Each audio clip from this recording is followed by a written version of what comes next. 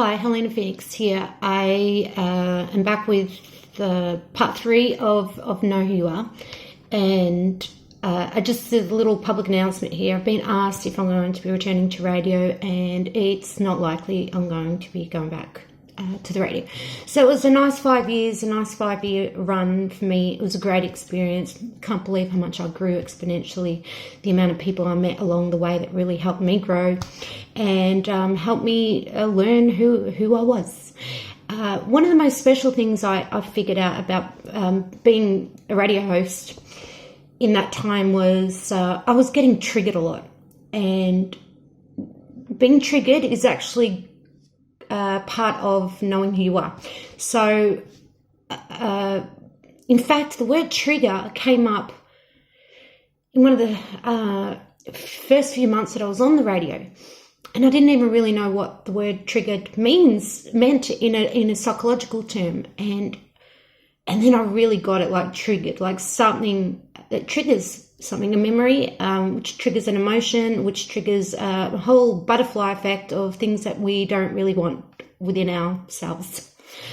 So very grateful for that experience on the radio. I'm not saying I'll never go back, but right now it's not very likely that I'll go back. I just,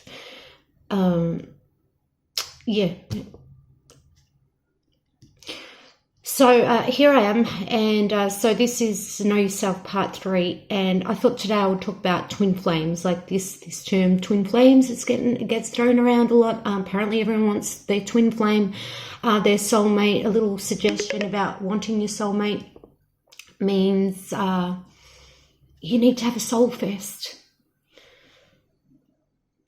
And I think we've all heard that before, but apart from that, because that's a bit of a nasty judgment on my end, because you might have a soul. It's none of my business. Okay, so knowing who you are and how important it is to know who you are before you get your soulmate. Incredibly important, and I'm going to point out why. The whole soulmate thing, the whole twin flame thing, I used to think when I heard the term twin flame, I thought that's awesome. You find your twin flame and then you live happily ever after, and you ride off into the sunset.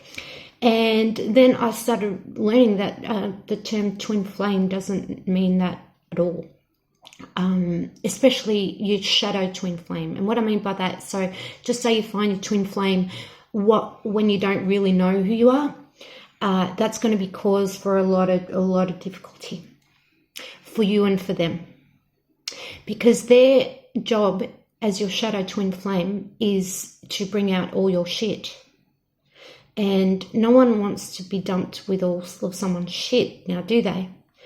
But it just is what it is. It's just the way it works. So when we don't know who we are, and we find that twin flame, it's going to be a time of, it means that you have to look someone in the eye, you have to be real, you have to be, and when we've got a lot of triggers and we don't know who we are, that's really confronting. Having that kind of intimacy with someone can be very confronting. It could cause many problems. All your shit's going to come out, basically. So that's what the shadow twin flame is pretty much going to teach us. Whether we're the abuser or the codependent or something, it's the dynamic's not going to be good if we don't know who we are. Now, it's if we know who we are and we've done the inner work, we know what our triggers are, we know what we like and don't like, and we've got a good sense of self-esteem and to who we are and what we're going to tolerate and not tolerate. Because I can tell you, I've been a codependent before, and I've absolutely enabled situations and things, and really putting others before me. I've done all that stuff. So, part of working on who we are, because knowing who you are means that you can adjust things as well. Like, who do I want to be? How do I want to be? I want better self-esteem. I want better. I want to love myself more and all that stuff. So we can adjust and be that pilot I talk about, and strengthen up. And then the probability of finding the soulmate, the real soulmate, the true twin flame, that is a beautiful reflection of you back to you, as opposed to the mask, all the inner bullshit that you haven't dealt with, and then you find the romance and then the beautiful romantic stage, and then you're both faced with the inner shit. And that's a fact. So be ready for that. Be ready for that. And if you haven't experienced that, or if you have experienced that, or if you've realized, actually I'm going to do some work on myself, and before I jump into anything, and know who I am, who you are. So to avoid problems, I hope you see this before you commit to something without doing the inner work, or maybe actually no, go learn that experience, because that's your shadow twin flame is gonna teach you stuff, and I know I'm guaranteed to get the life I want more if I know who I am than if I'm not. I don't really. I'm kind of wishy-washy about myself and what I want, and I know from experience that kind of not knowing brought life situations that really weren't of my highest good, of any value. I wouldn't say of any value. It was of value, but I happen to believe that we can have a happy, joyful life where if there's a problem, we find remedy and a solution. We don't have to stay in dramas. I mean, apparently that's just me. Not everyone thinks that way. And this is me knowing who I am, me knowing that that's what I expect with others, that you don't go for the drama trigger, you go for the solutions trigger. And now, because I didn't really know that about myself, now I can spot it. I can see if someone's solutions or remedy or peace orientated instead of going for the drama stick. And I can spot those things very, very quickly now. So in terms of a soulmate, I'll be certainly looking for those qualities. But before I knew that about myself, not really, working on mind dramas and things like that, you're going to attract someone who's going to bring it all the shit out. So, have fun with it. Hold on tight if you're going through it. But that's what the twin flame is. That's what the shadow twin flame is. And know who you are. If you want to avoid big shit in this life, and you can't really avoid everything. My little chihuahua, Opie, died the other day. He got hit by a car, and that was something I couldn't avoid. It was one of those life situations that it happened. I purged it and felt it and everything yesterday, and I had to snap out of it because it really was very hurtful. It hurt a lot.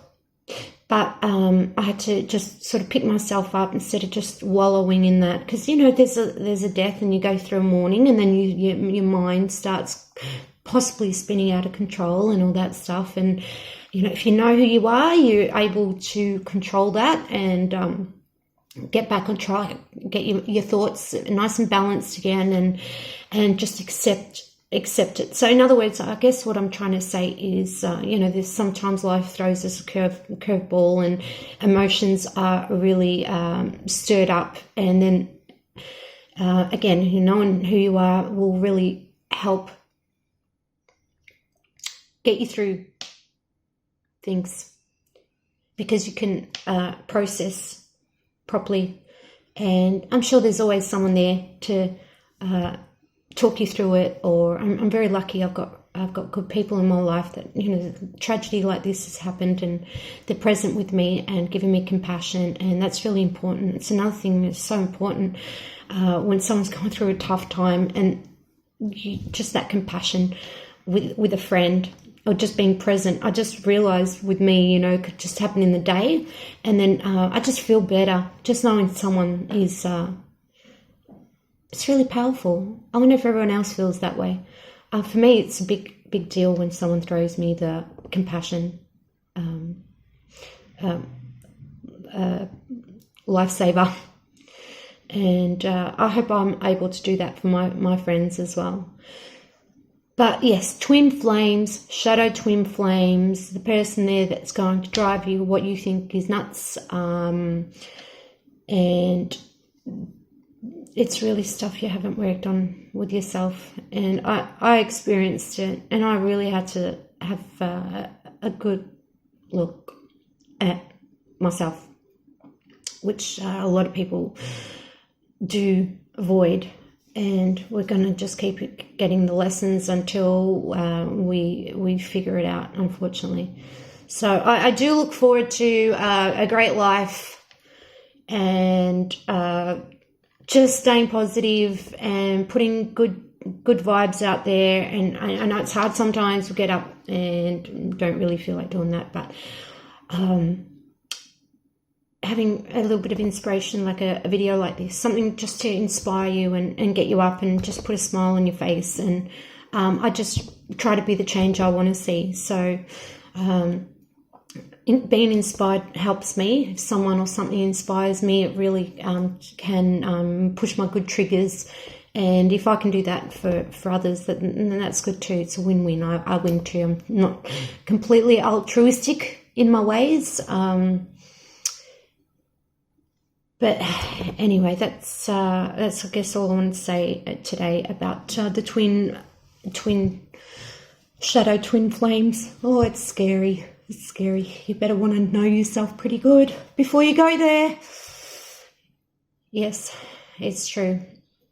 Because the attraction stage wears off and the honeymoon stage wears off, and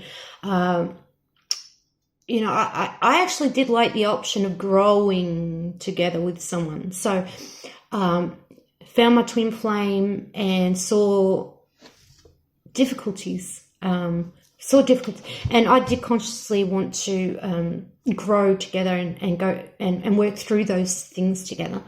But two people have to really be on that page. So and that's okay too, because I know who I am now. Again, I know what I would accept and not accept. And I'm still very easygoing, don't get me wrong, but there's just some things that when people do it to you, you just got to go, don't do that. Don't do that again. You'll lose me forever. If you do that again, don't do it. Don't do it. Anyway, I'm Helena Phoenix, and I guess I'll see you around. And I just realised I've had this halo on my head the whole time, and it's not a filter. It's actually just a square light up above my head, but it's manifested as a halo on my head. Okay. Anyway, I'm Helena Phoenix. Thanks for listening. I hope it made sense. I'm not sure if I'm my verbiage or I'm vocalising this properly. I'm still feeling my little doggy. It's tough to lose. Okay, I'm not going to talk about it. But anyway, I'm Helena Phoenix, and thanks for listening. I'll see you around.